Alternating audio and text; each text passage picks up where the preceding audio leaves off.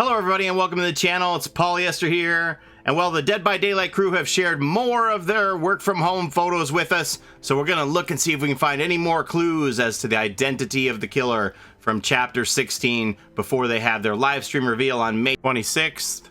We're gonna deep dive in there and see what we can find out.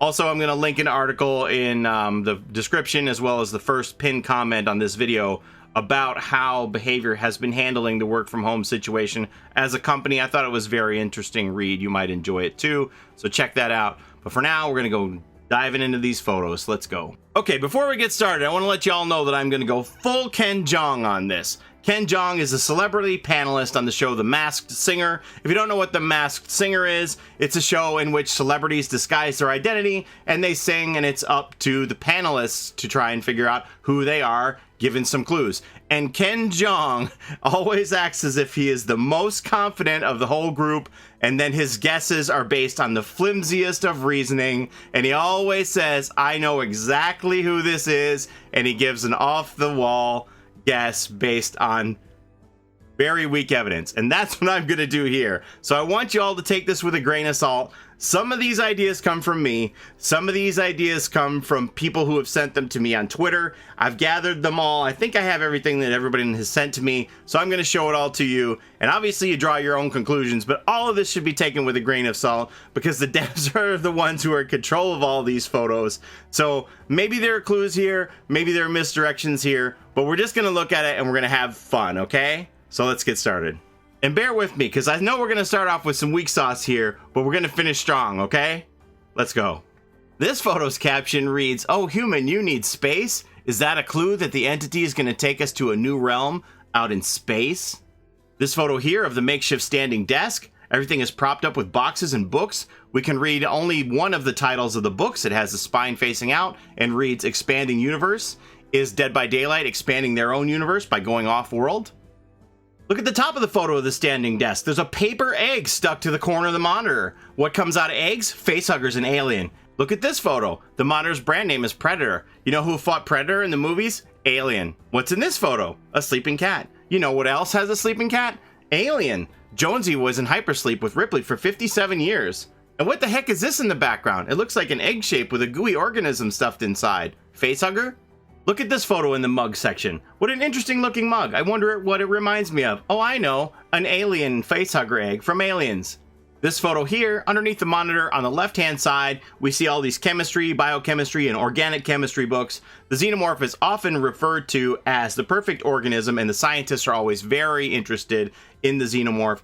On top of the book on the left-hand side, we see this gelatinous cube from Dungeons & Dragons, and the gelatinous cube dissolves anything organic, similar to the Xenomorph's blood, which is very acidic and dissolves through pretty much everything as well. What's in this cup? Hot chocolate? What does Ripley give to Newt in Aliens? Hot chocolate. Look at this photo of a skeleton at their workstation. Now you might laugh and say this is representative of a survivor waiting for a lobby in Dead by Daylight, but if we think back to the first Alien movie when the crew of the Nostromo goes to investigate that distress signal, they find the skeletal remains of a pilot at the controls of their ship.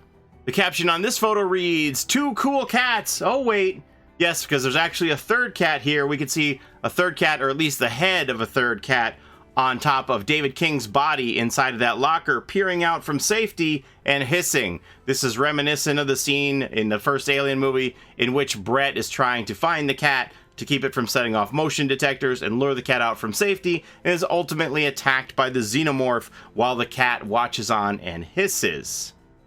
What do we see in the background of this photo? A chest. What bursts out of chests? Aliens.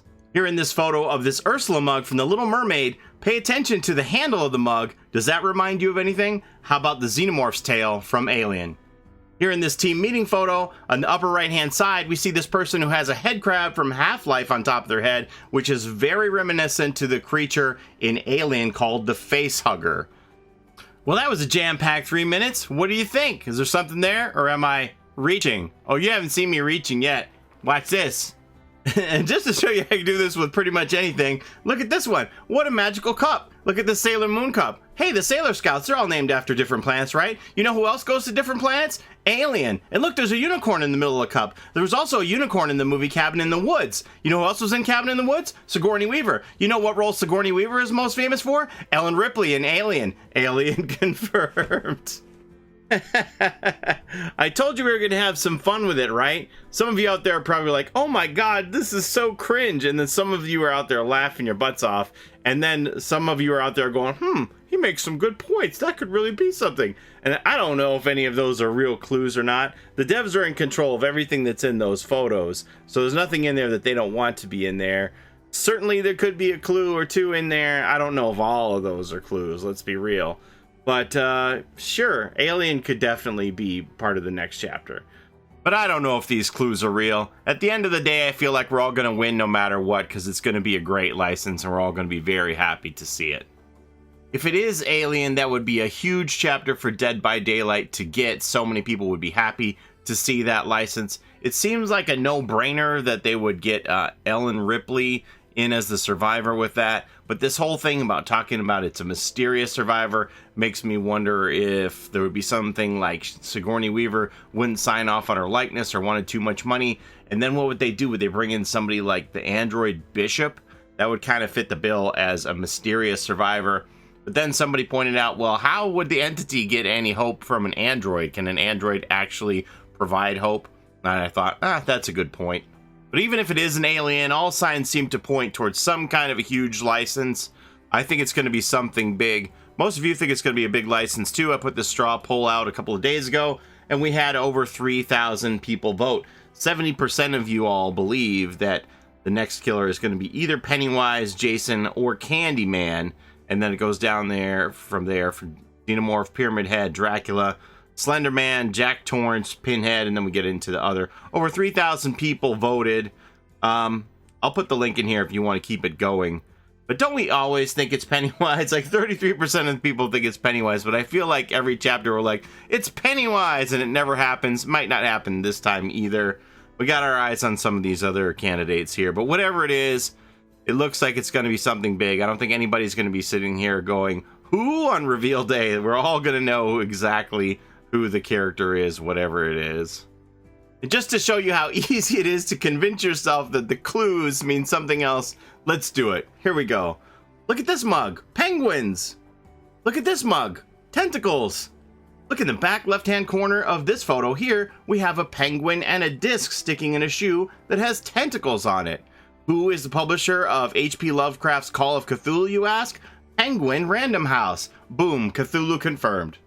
This picture of a cat has the caption, not sure if it's a cat or a vampire. This mug has the caption, Count Dracula. Dracula confirmed? Boom. Actually, I believe that Dracula and Cthulhu may both be public domain, and so therefore they wouldn't be licenses. Not entirely sure about that, though. This picture I just showed you a second ago talking about Dracula also has this red light bulb at the top. Is that a Pennywise reference with a red balloon? You decide. This Breakfast of Champions here says the hot sauce is important. Did you know that Friday the 13th just came out with their own line of licensed hot sauces? This photo shows 2 cups of bubble tea from Cha Time. If you put it together, it's Cha Cha. A lot of people think that this is a reference to Friday the 13th in the Cha Cha Cha, ah ah ah. Even though it's really Ki Ki Ki, Ma Ma Ma. They think that this reference is Friday the 13th.